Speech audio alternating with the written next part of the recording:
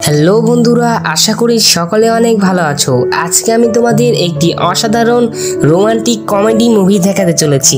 যে মুভিতে দেখানো হয়েছে একটি ধনী ছেলে হঠাৎই একটি মেয়ের জন্য একদমই গরিব হয়ে যায়। সে এতই গরিব হয়ে যায় যে তাকে রাস্তায় রাস্তায় ঘুরতে হয়।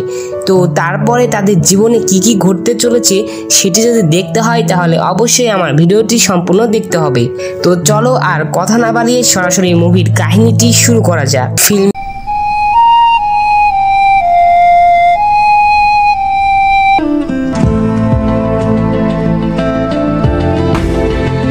এর শুরুতেই এই মুভির প্রধান ক্যারেক্টার জুকে দেখতে পাই।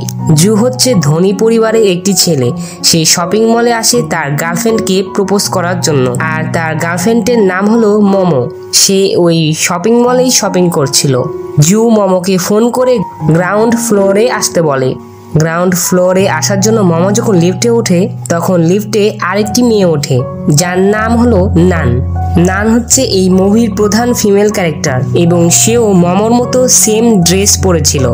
জু তার প্ল্যান অনুযায়ী শপিং মলের কন্ট্রোল রুম থেকে লিফটের ম্যাক্সিমাম ওয়েটটি কমিয়ে দেয়।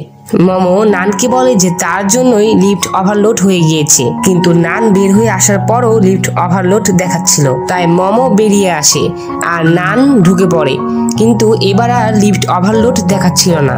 নান তখন তাকে বলে যে তুমি একাই অনেক বেশি মোটা। এই বলে সে লিফট করে চলে যায় আর সবাই তাকে মোমো ভেবে ফুল দিয়ে ওয়েলকাম জানায় এবং রোমান্টিক মিউজিক প্লে করে দেয়। কিন্তু নানের ফ্লাওয়ার অ্যালার্জি থাকায় সে তাদেরকে সবকিছু বন্ধ করতে বলে। আর ঠিক তখনই আমাদের হিরো জু ওপর থেকে এন্ট্রি নেয়, কিন্তু তার ল্যান্ডিং সফল না হয় সে নানের উপরে এসে পড়ে। অ্যাক্সিডেন্টলি সে নানের ড্রেসটি ছিঁড়ে দেয় এবং তার ল্যান্ডিং খুব বাজে হওয়ায় পরের দিন তাকে হসপিটালে দেখা যায়। তার বন্ধু তাকে দেখতে আসে যার নাম শাও। তার থেকে আমরা জানতে পারি জু হচ্ছে একজন সফটওয়্যার ডেভেলপার এবং এই শহরে সে একটি সফটওয়্যার ডেভেলপমেন্ট কোম্পানি দাঁড় করানোর চেষ্টা করছে। জু এর ফ্যামিলি খুব ধনী হওয়ার সত্ত্বেও তার মা তাকে হিসাব ছাড়া একটি টাকাও দেয় না। আর শপিং মলে যেসব খরচ হয়েছিল সেসব টাকা জু শাওয়ের কাছ থেকে ধার নিয়েছিল। এরপর শাও সেখান থেকে চলে যাওয়ার পরে সেখানে নান আসে। জু তাকে দেখে অনেক ভয় পেয়ে যায়, কারণ অ্যালার্জির কারণে নানের মুখ ফুলে গিয়েছিল। নান জুয়ের কাছে টাকা চায়, কারণ জুয়ের জন্যই তার এমন অবস্থা হয়েছে এবং তার দামি ড্রেসটি ছিঁড়ে গিয়েছে। সে জুয়ের কাছে 24,000 টাকা চায়। জু বলে এত টাকা তো তার পুরো অনুষ্ঠানেও খরচ হয়নি, তাই সে নানকে টাকা দিতে মানা করে দেয় এবং হসপিটাল থেকে বেরিয়ে যেতে থাকে। কিন্তু নান তার পিছু ছাড়ে না এবং তারা এক পর্যায়ে মারামারি শুরু করে। আর তারা মারামারি করতে করতে হঠাৎ করে জুয়ের মানিব্যাগ জানালা দিয়ে ডাস্টবিনে পড়ে যায়। এদিকে জু রেগে গিয়ে আবারও মারপিট শুরু করে। আর তখন সেখানে মোমো চলে আসে। জুয়ের সাথে তার গুরুত্বপূর্ণ কথা ছিল, কিন্তু নান টাকা না নিয়ে যাবে না। তাই মোমো নানকে টাকা দিয়ে পাঠিয়ে দেয় এবং মোমো জুনকে বলে যে তার কার্যকলাপ একদমই বাচ্চাদের মতো, সে এখনো ম্যাচিউর হতে পারেনি, তাই সে জুয়ের সাথে ব্রেকআপ করতে চায়। আর নান তখন সেখানে স্কার্ট নিতে আসে আর সে তাদের সকল কথা শুনে নেয়। মোমো চলে যাওয়ার পর জু জানালা দিয়ে দেখে যে দুজন ক্লিনার ডাস্টবিনগুলো নিয়ে যাচ্ছে, যেটাই তার মানিব্যাগ পড়েছিল। এদিকে জু দৌড়ে নিচে চলে আসে। জু সেই ময়লা ডাস্টবিনগুলোর ভেতরে অনেক খোঁজাখুঁজি করেও তার মানিব্যাগটি পায় না। এদিকে মোমোর কাছ থেকে পাওয়া টাকাগুলো নান তার দাদুর কাছে পাঠায়, যাতে করে তার দাদুর চোখের সার্জারি করাতে পারে। আর এর কিছুদিন পর আমরা দেখতে পাই যে জুয়ের অবস্থা অনেক খারাপ হয়ে গিয়েছে। সে এখন রাস্তায় থাকে, এর কারণ আমরা পরে জানতে পারবো। তার এই অবস্থা দেখে একটি লোক তাকে একটি পয়সা দান করে, যা দেখে জু অনেক ক্ষেপে যায় আর সে রেগে গিয়ে পয়সাটি ছুঁড়ে মারে। আর সেই পয়সাটি গিয়ে লাগে নানের মাথায়। নান পয়সাটি দেখে খুশি হয়ে তুলে নেয়। জু তাকে দেখেই চিনে ফেলে এবং তার দিকে যেতে থাকে, কিন্তু তার দিকে যাওয়ার সময় তার বারবার গাড়ির সাথে ধাক্কা লাগছিল। তবুও অবশেষে সে সফলভাবে রাস্তা পার হয়ে নানের কাছে আসে। নান তাকে চিনতে পারছিল না। জু বলে যে নানের কারণে তার হসপিটালে যেতে হয়েছিল এবং তার জন্যই তার ব্রেকআপ হয়ে গিয়েছিল, আর সেই লোকটি হলো জু। আর এই কথা বলেই সে নানের কাছে সাহায্য চায়। নান তাকে বাড়ি নিয়ে আসে এবং তাকে খেতে দেয়। এরপর জু বলে যে সে 3 ডিজিটের বেশি নাম্বার মুখস্থ রাখতে পারে না, তাই সে তার সকল কিছুর পাসওয়ার্ড মানিব্যাগে লিখে রাখতো, যেটা নানের জন্য হারিয়ে গিয়েছে। এখন পাসওয়ার্ড ভুলে যায়, সে তার হোটেলে ঢুকতে পারছিল না। সে প্রত্যেকবারই ভুল পাসওয়ার্ড ট্রাই করছিল, যার কারণে সিকিউরিটি গার্ড তাকে বারবার তাড়া করছিল। নান বলে সে তাকে সাহায্য করতে পারবে না, সে তাকে চলে যেতে বলে। কিন্তু জু কিছুতেই যেতে চায় না। নান অনেক চেষ্টা করেও জুকে বাসা থেকে বের করতে পারে না। জু বলে এই শহরে থাকার মতো তার আর কোনো জায়গাই নেই। ফলে নান বিরক্ত হয়ে তাকে কয়েকদিনের জন্য থাকতে দেয়। এভাবেই বেশ কয়েকদিন কেটে যায়, আর প্রতিদিনই জু নানকে প্রচণ্ড বিরক্ত করে। জু তার মুখে লাগানো শসা নানকে খাওয়ায়। হঠাৎই তার ল্যাপটপ নিয়ে দৌড়ে ওয়াশরুমে চলে যায়। একদিন নান তাকে সুপারমার্কেটে নিয়ে যায়। এখানে সবাই সবজির জন্য হামলে পড়েছিল। এদিকে জু বলে তোমরা এটাকে মাছ বাজার বানিয়ে ফেলেছো। এই শুনে সবাই রেগে গিয়ে তার উপর সবজি ছুঁড়ে মারে। একদিন রাতে তারা বাইরে ঘুরছিল, হঠাৎই একটা ড্রেস নানের খুব পছন্দ হয়। জু তাকে সেই ড্রেসটি কিনে নিতে বলে। নান বলে যে এত এক্সপেন্সিভ ড্রেস সে কখনোই কিনবে না। জু দেখে যে ড্রেসটার প্রাইস মাত্র 3000, কিন্তু নান তার কাছ থেকে 24,000 নিয়ে গিয়েছিল। নান মামার কাছ থেকে যে টাকাগুলো নিয়েছিল তা দিয়ে সে লো প্রাইসের একটি কপি ড্রেস কিনেছে, যা দেখে জু রেগে গিয়ে তার কাছে বাকি টাকাগুলো ফেরত চায়। নান বলে তার দাদুর চোখে সার্জারির জন্য তার অনেক টাকার প্রয়োজন ছিল এবং তখন তার জবটাও ছিল না, তাই জুয়ের টাকা ফিরিয়ে দেওয়ার মতো অবস্থা তার ছিল না। জু নানকে তার রুমেই আটকে রাখে, বলে তার টাকা ফেরত না দিলে তাকে বের হতে দেবে না। নান হচ্ছে একজন স্টোরি রাইটার। সকালে তার বস তাকে ফোন করে বলে রাইটার এবং প্রডিউসারদের একটি বিশাল বড় আয়োজন করা হয়েছে। সে নানকে ইনভাইট করে, বলে তোমার লেখা স্টোরিটা প্রডিউসারকে শোনালে সে তোমাকে কাজের সুযোগ দিবে। আর এদিকে জু টাকা না দিলে নানকে বের হতে দিবে না। নান বিরক্ত হয়ে তার ডেবিট কার্ড জুকে দিয়ে দেয় এবং জলদি কনফারেন্সে চলে আসে। সেখানে অনেক বড় বড় প্রডিউসার ছিল। তার বস তাকে বলে যে সে যদি কোনো গড়বড় না করে তাহলে অবশ্যই প্রডিউসাররা তার স্টোরি সিলেক্ট করবে। আর তখনই জুয়ের ফোন আসে। জু নানকে বলে এক্স স্টাইলে পোস্ট দিয়ে একটি ছবি তাকে দিতে। সে 3 ডিজিটের বেশি নাম্বার মনে রাখতে না পারলেও সবার বডি শেপ একদমই সঠিকভাবে বলতে পারে। তাই সে নানের ডেবিট কার্ডের পাসওয়ার্ড চেঞ্জ করে নানের বডি সাইজ নাম্বার দিয়ে দেয়। নান বারবার ছবি তুলে পাঠালেও তা ঠিকঠাক হচ্ছিল না। তাই সে প্রচুর বিরক্ত হয়ে সবার সামনে চিৎকার দিয়ে তার বডি সাইজগুলো বলতে থাকে। তার ব্যবহারে বিরক্ত হয়ে প্রডিউসার তাকে ইনসাল্ট করে তাকে সেখান থেকে তাড়িয়ে দেয়। নান রেগে গিয়ে জুকে মারতে যায়, কিন্তু জু তার জন্য সে রেড ড্রেসটি কিনে এনেছিল এবং একটি নতুন সোফাও এনেছিল। এ দেখে নান খুব খুশি হয়ে যায়, কিন্তু নান তার ফোন চেক করে দেখে জু এই সবকিছু তার ডেবিট কার্ড দিয়ে কিনেছিল। আর এখন তার ডেবিট কার্ডে মাত্র 37 পয়সা অবশিষ্ট রয়েছে। এতে নান প্রচন্ড রেগে গিয়ে জুকে ইচ্ছা মতো মারে। এর পরের দিন বাড়ির মালিক ভাড়া চাইতে আসে। তখন নান কণ্ঠ চেঞ্জ করে বলে যে নান বাড়িতে নেই, কারণ তাদের কাছে আর কোনো টাকা ছিল না। তখন জু বলে যে টাকা কামানো খুবই সহজ। এ বলে সে হোটেলের গাড়ি পার্কিং এর কাজে লেগে পড়ে। সে গাড়ি নিয়ে বড় একটি শপিং মলের পার্কে চলে আসে এবং সে কোনো ধনী ব্যক্তি আসার অপেক্ষা করে। যখনই সে একটি ধনী কাপলকে আসতে দেখে তখন সে জলদি গিয়ে তাদের পার্কিং এ সে নিজের গাড়ি রেখে দেয়। এতে সেই লোকটি খুব রেগে যায়। জু তাকে কিছু টাকা দিয়ে বলে যে অন্য জায়গায় গাড়ি পার্ক করতে। কথাটি সেই ধনী লোকটির ইগোতে লেগে যায়। সে জুকে 5 গুণ বেশি টাকা দিয়ে বলে এখান থেকে সরে যাও। এভাবেই তারা অনেকের কাছ থেকে প্রচুর টাকা হাতিয়ে নেয়। এরপর রাতের বেলা তারা একটি ক্লাবে যায়। এখানে জু নানকে একটি রোমান্টিক গান ডেডিকেট করে। এতে নান খুবই ইমপ্রেস হয়ে যায়। এরপর সকালবেলা সিন দেখানো হয়। তারা তাদের বিল চেক করে পুরো শকড হয়ে যায়, কারণ তারা গত রাতে প্রচুর ড্রিঙ্কস করে এবং ভুলবশত সকলের বিল একসাথে পে করে দেয়, যার ফলে তাদের পকেট আবারও ফাঁকা হয়ে যায়। এরপরে তারা বাড়ি ফিরে দেখে যে তারা বাড়ির ভাড়া পে না করায় তাদের সকল জিনিসপত্র বাড়ির বাইরে রাখা হয়েছে। এর ফলে তারা দুজন রাস্তায় নেমে আসে। আর তখন জু নানের একটি ব্যাংকের পাসবুক দেখতে পায়। জু বলে তুমি হয়তো ভুলে গিয়েছো তোমার কাছে আরো অনেক টাকা আছে। আর নান তাকে বলে যে সে না খেয়ে থাকলেও ওই টাকা সে কখনোই খরচ করবে না। এই নিয়ে তাদের মধ্যে আবারও ঝগড়া হয়ে যায়। নান জুকে ইনসাল্ট করে বলে যে জু এতদিন তার টাকায় চলেছে, এখন থেকে সে জুয়ের পিছনে আর 1 টাকাও খরচ করবে না। এখন জু রেগে গিয়ে বলে যে তোমার মতো একটি অ্যারোগেট মেয়ের সাথে কোনো ছেলেই থাকতে চাইবে না, আর সে তার ঘরের লক খুলতে পারলে অনেক আগেই চলে যেত। আর এই কথা শুনে নান একটি বড় হাতুড়ি নিয়ে চলে আসে এবং জুয়ের ঘরের দরজা ভেঙে ফেলে। ঘরের ভেতরে জুয়ের ফ্রেন্ড শাও ওয়ার্কআউট করছিল। শাও নানকে দেখে তার প্রেমে পড়ে যায় এবং সে জুকে বলে সে কয়েকদিন আগেই এখানে এসেছিল এবং তাকে অনেক খুঁজেছিল, কিন্তু তবুও তাকে পেয়েছিল না। এরপর নান চলে গেলে শাও জুকে জিজ্ঞেস করে মেয়েটি তোমার গার্লফ্রেন্ড নাকি? তখন জু বলে না। তখন শাও তাকে বলে তাহলে তার সাথে আমাকে ডেট করতে দাও। আর এই বলে নানের বাড়ি ভাড়া পরিশোধ করে তার সাথে বন্ধুত্ব করে নেয়। আর তাকে বলে পরের দিন সে নানকে ঘুরতে নিয়ে যাবে।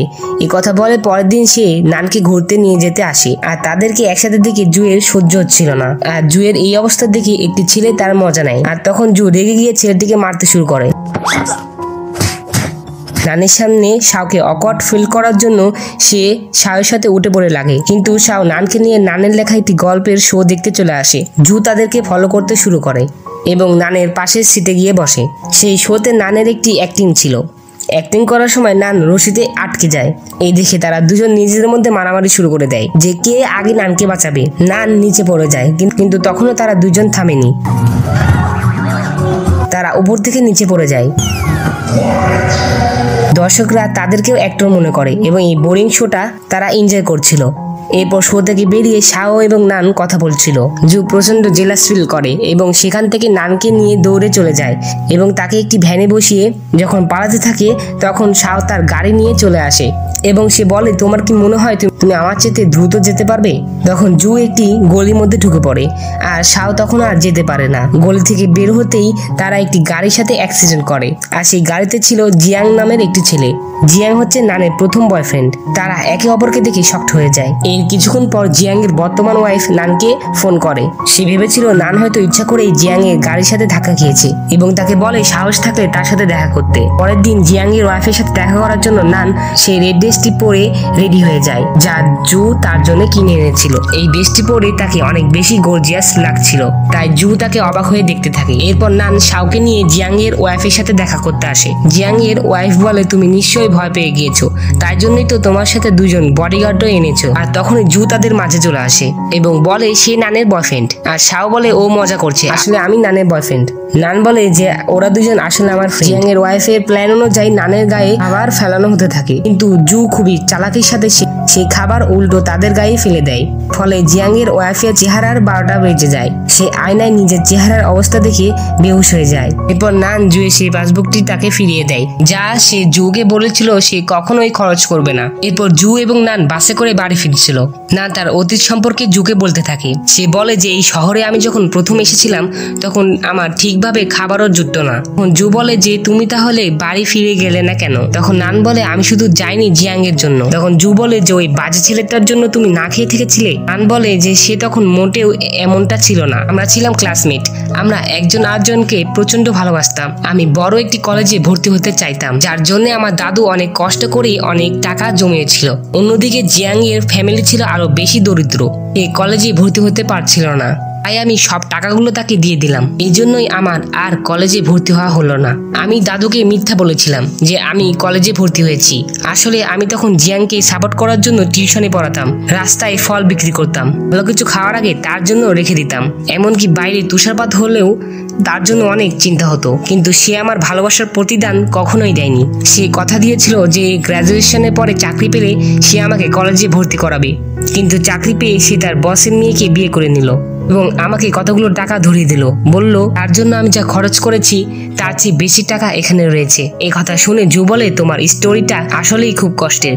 নান বলে সে তার লাইফস্টাইলটা অনলাইনে শেয়ার করেছিল যা অনেক মানুষ পছন্দ করে এবং এরপর থেকে সে ধীরে ধীরে একজন রাইটার হয়ে ওঠে। নান বলে ধন্যবাদ সেই ভ্যান রাইটের জন্য, তা না হলে আমার আর কখনোই জিয়াং এর সাথে দেখা হতো না। আর আবারও ধন্যবাদ জিয়াংকে ফাইনালি আমার জীবন থেকে মুছে ফেলার জন্য। আর তখনই সেখানে রাস্তায় পানি ছিটানো একটি গাড়ি চলে আসে। জু নানকে তার বুকের মধ্যে নিয়ে পানি থেকে বাঁচায়। জু বলে তোমার সমস্ত মেমোরি ডিলিট করে ফেলো এবং তার মধ্যে আমাকে সেভ করে নাও। নান বলে আমি সব ধরনের মানুষকে হ্যান্ডেল করতে পারি, কিন্তু এমন একজন মানুষকে কিভাবে হ্যান্ডেল করব যে আমার ফোন নাম্বার, জন্মদিন কিছুই মনে রাখতে পারবে না। জু বলে যে আমি কথা দিচ্ছি আমি সবকিছু মনে রাখবো। এরপর তারা একে অন্যকে গ্রহণ করে নেয় এবং একসাথে থাকা শুরু করে। এর কিছুদিন পর নানের একটি লেখা প্রচুর জনপ্রিয় হয়। একটি কোম্পানি তার সাথে আরো বই লেখার চুক্তি করে এবং তারা তাকে আগামী 1 বছর বিভিন্ন দেশে ঘোরার সুযোগ দিবে। এই শুনে নান খুব খুশি হয়ে জুকে সব বলে দেয় যে সে আগামী 1 বছরের জন্য বিভিন্ন দেশে ভ্রমণ করার সুযোগ পেয়েছে। আর তখনই তার কাছে তার মায়ের ফোন আসে আর তিনি বলেন যে তার দাদুর চোখের অবস্থা ভালো নয় আর বছর খানেকের মধ্যেই তিনি সম্পূর্ণ অন্ধ হয়ে যাবেন। আর এই কথা শুনে নান খুব কষ্ট পায়, কারণ তার দাদু তার জন্য অনেক কিছু করেছেন। তাই নান তার সাথে তার দাদুকে ঘুরতে নিয়ে যেতে চায়। জু বলে সেও তাদের সাথে যাবে, সে নানের খেয়াল রাখবে। আর তখন নান বলে তাহলে তো তোমার অ্যাপ ডেভেলপমেন্ট প্রজেক্টের অনেক ক্ষতি হয়ে যাবে। জু বলে আমার মায়ের অনেক টাকা আছে, আমি অন্য কোনো বিজনেস শুরু করব। এরপর দিন জু নানের জন্য ওয়েডিং রিং কিনে নানের বাসায় যায়। নান বাসায় ছিল না। জু একটি চিঠি খুঁজে পায় যেখানে লেখা ছিল যে জু তুমি যখন চিঠিটা পাবে ততক্ষণে আমি আমার দাদুকে নিয়ে অন্য দেশের উদ্দেশ্যে রওনা দিয়ে দিয়েছি। তোমার সাথে কাটানোর মুহূর্তগুলো ছিল আমার সর্বশ্রেষ্ঠ মুহূর্ত, কিন্তু আমার যেতে হবে। আমি সেই পাগলা জুটাকে খুব মিস করব, কিন্তু আমি চাই না যে ভালোবাসার জন্য তুমি তোমার ক্যারিয়ারটাকে শেষ করে ফেলো। আমি চাই তুমি নিজের পায়ে দাঁড়াবে। তোমার বহুদিনের স্বপ্নটাকে আমি নিজের হাতে ধ্বংস করতে পারবো না। তোমাকে ধন্যবাদ নতুন করে বাঁচতে শেখানোর জন্য, ধন্যবাদ এত বেশি ভালোবাসার জন্য।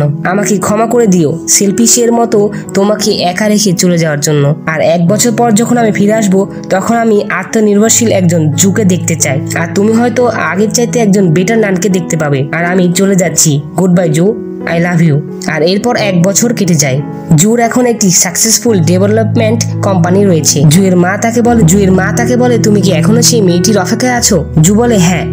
এরপর জু একটি ইন্টারন্যাশনাল মিটিং অ্যাটেন্ড করার জন্য ইউরোপের ইটালিতে আসে। সেখানে তার একটি সিনিয়র বলে তুমি প্রায় 16 ঘন্টা কাজ করেছো, এখন তোমার একটু রিল্যাক্স করার প্রয়োজন। পাশে ভ্যারো নামের একটি সুন্দর শহর রয়েছে, তোমার অবশ্যই উচিত সেখান থেকে ঘুরে আসা। তাই জু রিফ্রেশমেন্টের জন্য ঘুরতে আসে।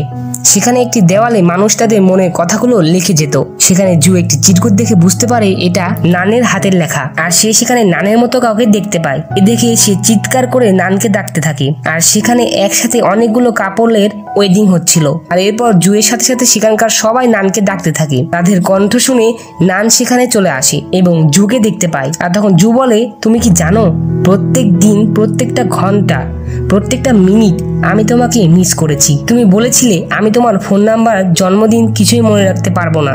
এই বলে সে তার হাতে ট্যাটু দেখায়। সে তার জন্মদিন, ফোন নাম্বার হাতে ট্যাটু করে নিয়েছে। সে বলে যদি কোনো অ্যাক্সিডেন্টে আমি আমার এই হাত হারিয়ে ফেলি, সেজন্য আমি আমার অন্য হাতেও এই একই ট্যাটু করেছি। এইভাবেই আমি সবসময় এগুলো মনে রাখবো। আর তখন নানের দাদু বলে যাও, তাকে অপেক্ষা করিয়ে রেখো না। আর তখন সেখানকার লোকজন উপরে ওঠার সিঁড়ি এনে দেয়। নান সিঁড়ি দিয়ে জুয়ের কাছে চলে আসে। নান বলে আমি কিভাবে তোমাকে ভুলে থাকতে পারি বলো? জু বলে আমি তোমাকে আর কখনোই দূরে যেতে দিব না। এই বলেই এই হ্যাপি এন্ডিং এর মাধ্যমে মুভিটি এখানেই শেষ হয়ে যায়। তো বন্ধুরা, মুভিটি তোমাদের কাছে কেমন লেগেছে অবশ্যই কমেন্ট করে জানাবে। আর পরবর্তী ভিডিও নোটিফিকেশন সবার আগে তোমার কাছে পেতে হলে অবশ্যই আমার চ্যানেলটি সাবস্ক্রাইব করে রাখবে। তো দেখা হচ্ছে পরবর্তী কোনো মুভি এক্সপ্লেনে। সে পর্যন্ত ভালো থাকো, সুস্থ থাকো এই কামনা করে আজকের ভিডিও এখানেই শেষ করছি। আল্লাহ হাফেজ।